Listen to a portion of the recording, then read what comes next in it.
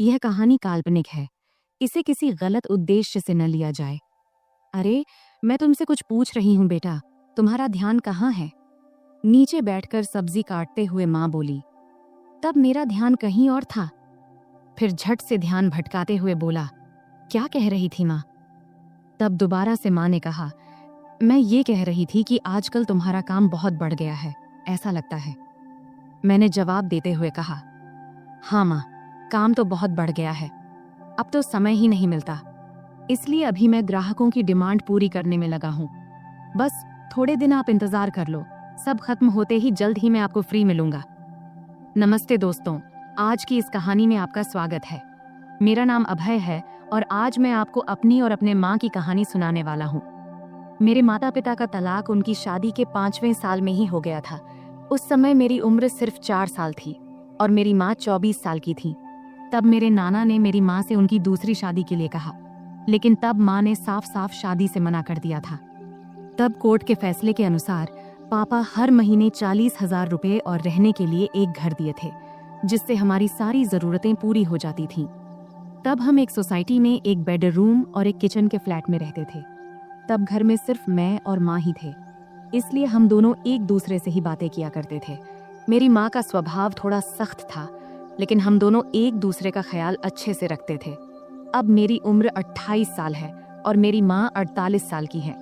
मैंने ग्रेजुएशन के बाद फैशन डिजाइनिंग का कोर्स किया था और एक बड़े डिजाइनर के साथ काम करना शुरू किया। वहां से बहुत कुछ सीखने के बाद मैंने अपना खुद का सिलाई की दुकान खोला, जो धीरे धीरे अच्छा चलने लगा। अब मेरे पास बस टेलर काम करते हैं। एक दिन सुबह माँ सब्जी काट रही थी, तब उन्होंने मुझसे पूछा, अभय, तुम किस तरह के कपड़े बनाते हो? मैंने कहा, लेडीज के सभी तरह के कपड़े। क्यों माँ, क्यों पूछ रही हो? उन्होंने कहा, ऐसे ही रे। फिर माँ ने पूछा, साड़ियाँ, ब्लाउज, साया, घाघरा चोली, ये सब भी बनाते हो क्या? मैंने कहा, हाँ माँ, सब बनाते हैं। फिर माँ ने कहा, तब तो तुम्हारे सिलाई की दुकान में रोजाना बहुत सारे महिलाएं आती होंगी। इस पर मैंने कहा, हाँ माँ, बिजनेस किया है तो पुरुष महिलाएं सब तो आएंगी ही ना। फिर आगे माँ ने पूछा, तो बेटा महिलाएं का नाप कौन लेता है? कोई आदमी रखा है क्या? तब मैंने कहा, हाँ माँ, सब मैनेज हो जाता है, आजकल सब चलता है, लेकिन तुम इतना क्यों पूछ रही हो? इस पर माँ ने कहा, मुझे भी कुछ ब्लाउज सिलवाने हैं। मेरी जो दोस्त थी उसने अब काम छोड़ दिया है। मैंने कहा, माँ, आप इतने देर से पहेलियाँ क्यों बुझा रही थी? अगर आपको ब्लाउज बनवाना है तो इसमें दिक्कत क्या है? तुम अपना पुराना ब्लाउज दे दो, मैं टेलर को दे दूंगा, वह बना देगा, फिर लाकर तुम्हें दे दूंगा। इतना सुनते ही माँ ने कहा, मेरा कोई भी ब्लाउज अब फिट नहीं होता है, नई नाप लेनी पड़ेगी। इस पर मैंने कहा, ठीक है माँ, मैं टेलर को बोल दूंगा, कल टेलर आकर तुम्हारी नाप ले लेगा। अब तो कोई दिक्कत नहीं है ना? तभी माँ बोली, बेटा, मुझे ऐसा नहीं लगता कि मैं किसी अजनबी आदमी को अपना नाप लेने दूंगी। मैंने कहा, माँ, अगर आप नाप नहीं देंगी तो फिर ब्लाउज कैसे सिलाएगा? फिर थोड़ी देर सोचने के बाद माँ ने कहा, तू ही क्यों नहीं मेरा नाप ले लेता? यह सुनकर मैं हैरान होकर बोला, मैं? ये कैसे हो सकता है? माँ ने जवाब दिया, इसमें क्या है, मुझे तुझसे नाप लेने में कोई दिक्कत नहीं होगी। अब मैं थोड़ा असमंजस में पड़ी एज गया था, क्योंकि दूर से देखने और किसी को छूने में बहुत फर्क होता है। लेकिन तब यह हाथ आया, मौका छोड़ना भी मुझे सही नहीं लगा। उस दिन सोमवार का दिन था और उस दिन विश्वकर्मा पूजा था, तो सिलाई की दुकान बंद था। तब मैंने सोचा कि आज ही ये काम कर लेना चाहिए। फिर सुबह नाश्ता करके मैं सिलाई की दुकान से कुछ एल्बम और माप लेने का सामान लेकर आ गया। तब मैंने ऐसे एल्बम चुना था जिनमें डिजाइन वाले ब्लाउज दिखाए गए थे। इनमें से कुछ बहुत ही छोटे और बैकलेस थे। फिर मन ही मन मैंने तय किया कि आज ये काम अच्छे से पूरा करना है। 12 बजे जब मैं घर पहुंचा तब माँ रसोई में थी। उन्होंने मुझसे कहा, बेटा, आ गया तू? सामान ले आया? तब मैंने कहा, हाँ, सब ले आया हूँ, अब तुम जल्दी से अपना काम खत्म कर लो। फिर थोड़ी देर बाद माँ मेरे पास आकर बैठ गई और एल्बम देखने लगी। तब वह हल्की पीली साड़ी पहनी थी और उनकी साड़ी का कपड़ा इतना पतला था कि शरीर की रूपरेखा दिख रही थी। तब मैं माँ को देखते देखते खो गया। तभी उन्होंने तेज आवाज में कहा, अभय, सुन रहा है तू? तब मैं चौंक कर बोला, हाँ, क्या हुआ माँ? तब माँ ने एल्बम दिखाते हुए कहा, इतने छोटे ब्लाउज कैसे पहन सकती हूँ मैं? मुझे ये डिजाइन पसंद नहीं है। तब मैंने समझाया, अरे ये सब तो बस डिजाइन दिखाने के लिए है, तू वैसे ही सिलवा लेना जैसा तुझे पसंद हो। फिर थोड़ी बहस के बाद माँ मान गई और बोली, ठीक है चल अंदर माप ले ले। तब हम बेडरूम में गए। फिर मैंने माप लेने के लिए टेप निकाला। तब माँ खड़ी हो गई और बोली, सही से माप लेना ताकि बाद में दिक्कत कोई ना हो। तब मैं अपनी माँ का नाप लेने के लिए तैयार था। अपने मन पर और खुद पर पत्थर रखकर मैंने यह काम शुरू किया। तब मैं पूरी कोशिश कर रहा था कि यह काम एक प्रोफेशनल टेलर की तरह करूं, लेकिन इस दौरान मेरे दिल की धड़कन तेज हो गई। तभी माँ ने और करीब आकर मुझसे कहा, चल जल्दी कर, मुझे और काम भी करना है। फिर मैंने माप लेना शुरू किया और पहले मैंने माँ के बाजू, कंधे और कमर का नाप लिया। फिर थोड़ा रुककर मैंने माँ से पूछा, माँ ब्लाउज के नीचे की पट्टी इतनी छोटी क्यों होती है? इससे परेशानी नहीं होती क्या? मैंने सुना है कि कई महिलाओं को वहाँ के कपड़े काटने से दिक्कत होती है, क्या तुम्हें कभी ऐसा हुआ है? इस पर माँ ने सिर झुका लिया और कहा, मुझे तो अभी तक कोई दिक्कत नहीं हुई। फिर मैंने कहा, मुझे लगता है कि तुम्हें थोड़े बड़े डिजाइन के ब्लाउज सिलवा लेने चाहिए। इस पर माँ ने हामी भरी और मैं फिर नाप लेने लगा। मैंने गले का नाप लेना शुरू किया। टेप को माँ की गर्दन के चारों ओर रखा। तब मैंने यह ध्यान रखा कि मेरी उंगलियां उनकी त्वचा को न छुएं और उनसे 1 इंच की दूरी पर रहें। फिर आगे मैंने पूछा, गला इतना रखना है या थोड़ा कम ज्यादा करूं? क्योंकि मेरी माँ का गला थोड़ा बड़ा था और वहाँ थोड़ी सी गहराई दिखाई दे रही थी, इसीलिए मैंने थोड़ा झिझकते हुए कहा, माँ तुम्हें क्या ठीक लगेगा? माँ ने मुस्कुराते हुए कहा, बेटा तुम तो अब इस काम में माहिर हो गए हो। मैंने जवाब दिया, माँ तुम जैसा कहोगी मैं वही करूँगा। फिर माँ ने फिर कहा, टेप को इतना दूर क्यों रखा है? इसे सही जगह पर रखो, तभी नाप सही आएगा। ये कहते हुए माँ ने टेप को अपने हाथ से सही जगह पर लगा दिया। इस दौरान मेरे हाथ पहली बार माँ की गर्दन को छू गए। तब मुझे ऐसा लगा जैसे मुझे जोर का झटका लगा हो, लेकिन मैंने खुद पर काबू रखा और उस पल का पूरा आनंद लिया। तभी माँ ने कहा, ये पुराने ब्लाउज अब टाइट हो गए हैं, अब मैं थोड़ा ऊंचे और गहरे गले के ब्लाउज सिलवाने की सोच रही हूँ। तुम्हें क्या लगता है? अब है, तुम तो इतनी महिलाओं के कपड़े सिलते हो, बताओ मेरे शरीर के हिसाब से क्या और कैसे अच्छा लगेगा। तब मैंने सोचा कि अगर मैंने अब आगे कदम नहीं बढ़ाया तो मैं अपने आप तक ही सीमित रह जाऊंगा। इसलिए मैंने अलग अलग तरकीबें आजमाने का फैसला किया। मैंने माँ को बड़ी सहजता से अपने सिलाई की दुकान में बनने वाले अलग अलग डिज़ाइन के ब्लाउज के बारे में बताने और समझाने का सोचा। मैंने कहा, मुझे लगता है कि गला जितना गहरा है उतना ही काफ़ी है, लेकिन अगर गले को गहरा रखकर बाकी हिस्से को थोड़ा बड़ा बना दिया जाए तो कैसा रहेगा? फिर मैंने टेप को उनके गले से निकालते हुए कहा, और गले को थोड़ा और गहरा बनाने में क्या दिक्कत है? फिर माँ बोली, बाकी हिस्से को बड़ा कैसे करेंगे ये बताओ। अब माँ भी थोड़ा सहज होने लगी थी और यही मैं चाहता था। मैंने कहा, 1 मिनट रुकिए, मैं आपको समझाता हूँ, लेकिन उससे पहले आखिरी माप ले लेनी दीजिए। फिर मैंने कहा, आप दोनों हाथ को थोड़े ऊपर उठाओ। अब मैं उसके पीछे जाने वाला था। उसने हाथ उठाए ही थी कि मैं उसके करीब आकर उसकी पीठ के पीछे से अपने हाथ ले गया। फिर मैंने उसके कंधों पर हाथ रखा और उसे धीरे धीरे उसकी कमर के बीच तक लाकर नाप लिया और बोला, माँ यह 34 इंच आ रहा है।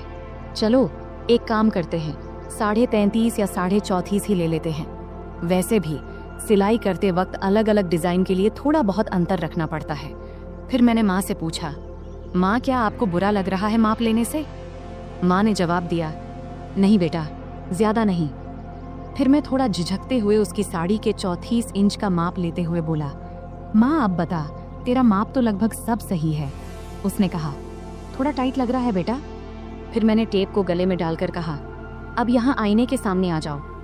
फिर मैंने उसके दोनों कंधे पकड़कर उसे आईने के सामने खड़ा कर दिया। तब उसके चेहरे पर एक सवालिया भाव था। फिर मैंने कहा, माँ सब बताता हूँ, थोड़ा सा रुक जा, पहले पानी पीकर आता हूँ, तुझे चाहिए क्या? तब उसने सिर हिलाकर मना कर दिया। फिर मैं रसोई में गया, पानी पिया और खुद को थोड़ा ठीक किया। फिर कुछ आगे का सोचने लगा कि अब यह सब करते हुए मैं अगले कौन सा कदम बढ़ाऊं। तब 2-3 विकल्प मेरे मन में आए। फिर मैं वापस बेडरूम में आ गया। तब माँ ने अपना पल्लू फिर से कंधे पर ठीक से ले लिया था, लेकिन 6 फुट के बड़े शीशे के सामने वह बेहद ही सुंदर लग रही थी, जिसे मैं शीशे में ही निहारने लगा। तभी माँ बोली, कहाँ ध्यान है बेटा, इधर देखो, अब मैं तुझे इसी ब्लाउज में बदलाव करके दिखाती हूँ। जैसा कि तूने मुझसे कहा कि हम गले को 1 इंच गहरा कर लेते हैं। फिर उसने कहा, तू ऊपर वाला हुक खोल और ऊपरी किनारों को अंदर मोड़ कर देख। तब उसे ठीक से समझ नहीं आया तो उसने प्रश्न भरी नजरों से मेरी ओर देखी और बोली, मुझे समझ नहीं आ रहा, तू ही कर ले, मैं यह तुझ पर छोड़ती हूँ।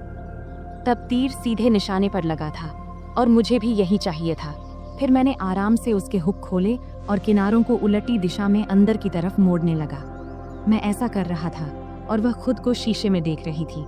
फिर मैं जल्दी जल्दी अपने काम निपटाने लगा। उस दिन मुझे भी एक अजीब सा सुकून मिल रहा था। जब मेरा काम हो गया तो मैं उसके और ड्रेसिंग टेबल के बीच से हटकर एक तरफ हो गया और उससे कहा, देखो, अब यह वैसे ही है जैसा तुम चाहती थी, 1 इंच गहरा। क्या लगता है, अब बताओ। फिर माँ ब्लाउज की तरफ देखने लगी और मुझसे बोली, अभय, तुझसे सच कहूँ तो ऐसे गले में मुझे बहुत आराम महसूस होता है। ऐसे ब्लाउज पहनने पर ऐसा नहीं लगता जैसे हंस को पानी में तराने से। फिर मैंने कहा, माँ नाराज मत होना, लेकिन एक बात कहूँ। अब मैं अगला कदम उठाकर उसे और सहज करने की कोशिश करना चाहता था। तब माँ मुस्कुराते हुए बोली, नहीं रे अभय, मैं तुझसे कैसे नाराज हो सकती हूँ, बोलना जो बोलना है। तब मैंने सावधानी से कहा, इतने गहरे गले वाले ब्लाउज से सब कुछ बहुत ज्यादा नजर आता है और यह थोड़ा अजीब भी लगता है। यह सुनते ही माँ ने अपने ब्लाउज की 3 इंच अंदर की तरफ मोड़ी और हंसते हुए बोली, मुझे कौन देखने वाला है अभय, घर पर तो हम दोनों ही रहते हैं और बाहर मुझे बहुत कम ही जाना पड़ता है। वैसे भी तुम्हारे सामने मुझे कोई दिक्कत नहीं होती। मैंने कहा, माँ, मुझे यह जरूरी लगा कि आपको बता दूं, फिर आप जैसा बोलोगी वैसा ही होगा। इस पर माँ मुस्कुराई और बोली, ठीक है बाबा, अब तुम करो। फिर मैंने कहा, मैं तुम्हें वैसे ही ब्लाउज दिखाता हूँ जैसा मैं बता रहा था। उसके बाद मैं उसके एकदम सामने गया। जैसे ही मैं उसके पास गया, वह थोड़ा आगे बढ़ी। फिर मैंने ब्लाउज का हुक वापस लगाने के लिए ब्लाउज को ठीक करना शुरू किया। फिर फोटो लेने के बाद मैंने उसे वापस सही से पहना दिया। फिर मैंने उसके दोनों कंधों के पास से ब्लाउज के किनारे पकड़ा और हल्का सा खींचा ताकि उसके कंधे साफ नजर आएं। ब्लाउज अब ढीला हो गया था और उसके कंधे लगभग उघड़ गए थे। इसके बाद मैंने नीचे से दोनों तरफ अपनी 2 उंगलियां अंदर डालीं और वह सहजता से ब्लाउज के अंदर चली गई। तब उसने मेरी तरफ देखकर कहा, क्या कर रहे हो बेटा, मुझे कुछ समझ नहीं आ रहा, बस 1 मिनट रुको माँ। मैंने सिर हिलाते हुए कहा और फिर अपने काम में लग गया। अब मैंने उसके ब्लाउज के नीचे की किनारी पकड़ा और उसे थोड़ा नीचे खींचा। फिर मैंने उसके ब्लाउज के नीचे के दोनों हुक खोल दिए। अब उसकी गर्दन की कटिंग थोड़ी दिख रही थी। अब सारा काम खत्म करने के बाद मैं थोड़ा पीछे हटकर उसे एक बार देखा और फिर किनारे हो गया। अब उसका गला बड़ा हो गया था, लेकिन ज्यादा गहरा नहीं था। तब मैंने नोटिस किया कि उसकी चेहरे पर संतोष नहीं दिख रहा था। शायद उसे और गहरे गले वाला चाहिए था। इसलिए मैंने पूछा, क्या हुआ माँ, ऐसा ठीक नहीं लग रहा क्या? तब माँ ने हाथ रखते हुए शरारती अंदाज में हंसते हुए बोली, नहीं रे, मुझे गहरा गला अच्छा लगता है, नहीं तो ऐसा लगता है जैसे किसी ने कसकर बांध दिया हो। तब उसकी बात सुनकर मुझे ऐसा लगा जैसे मुझे 440 वोल्ट का झटका लगा हो।